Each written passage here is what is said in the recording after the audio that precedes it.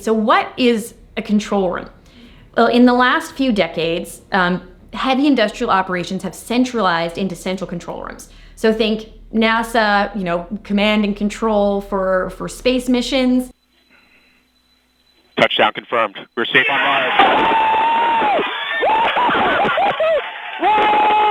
These control rooms are actually extremely common in our energy industry. And for our pipeline infrastructure that, the USA alone has 2.4 million miles of pipeline. The US is one of the biggest exporters of oil and gas in the world. Well, all of those commodities are moved in pipeline systems. And those systems are now operated in the last few decades in central control rooms. So think of a person sitting, they've got, 6 or 9 screens in front of them, and they have a digital visualization of the massive multi-billion-dollar asset that they are operating. So they're pushing, start buttons for pumps, set point changes for the pressures on the valve or on the pipeline. So all of that are things that they're able to do in the central command and control room.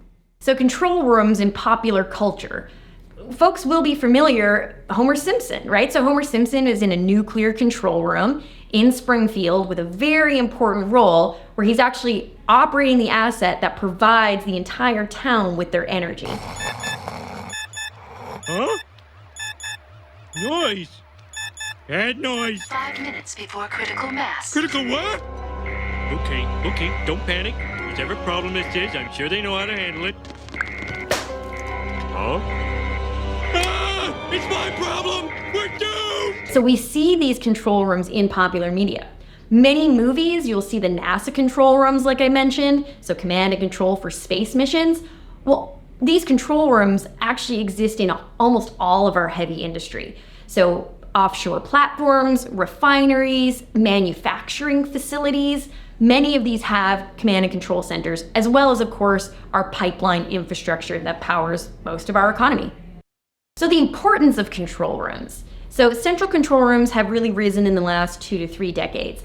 And the importance of them is you have a person who's able to essentially achieve a digital bird's eye view of these assets to be able to operate them as efficiently as possible. So we saw huge efficiency gains when we went from field operations of these types of assets into a central control room.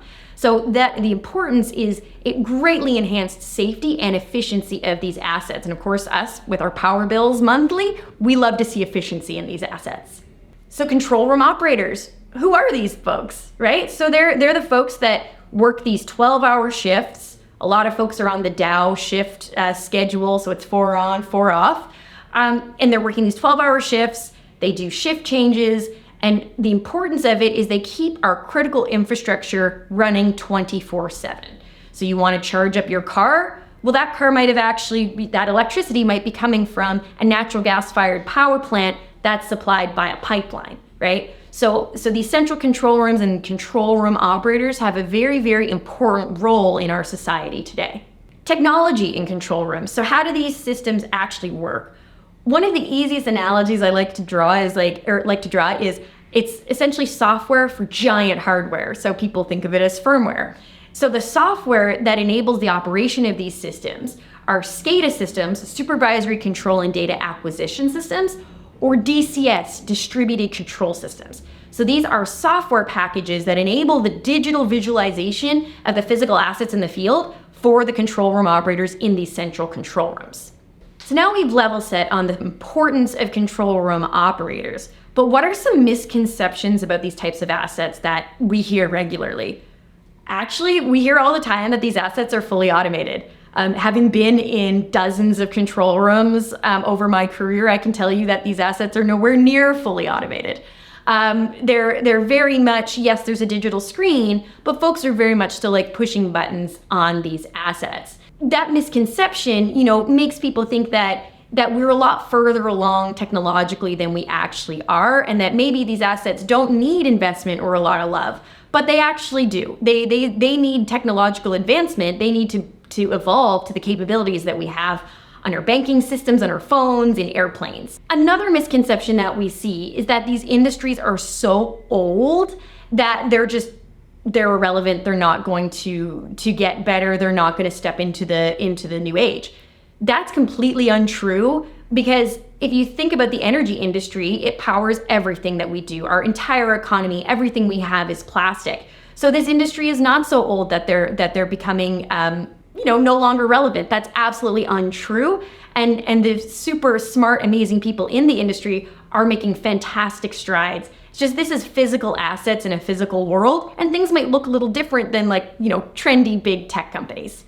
So the future of control room operations, what's going to happen? How is it going to evolve and continue to innovate? So what I can see happening is similar to the levels of driving automation or automation for planes. We're going to get to a point where the control room itself potentially becomes totally virtual, and control room operators are able to operate in any sort of environment in a normal office setting. That's where I believe we're going. Going to be quite some time before we get there, of course, because these assets are critical infrastructure, so many safety and regulatory considerations. But from a technology perspective, and a safety perspective, I certainly think that's where this can go, and it will empower and enable the human in the loop, the control room operator, and that human-centered industrial autonomy. That's what will really, really get us there. So thanks everyone for coming and listening and learning about control rooms and control room operators. If there's anything about control room operators, pipeline operation, maybe what is it like to sit behind a shift for 12 hours, please tell us what it's like. Or if there's some specific content that you folks would like us to make around specific complexities of pipeline operation, what is proving maybe.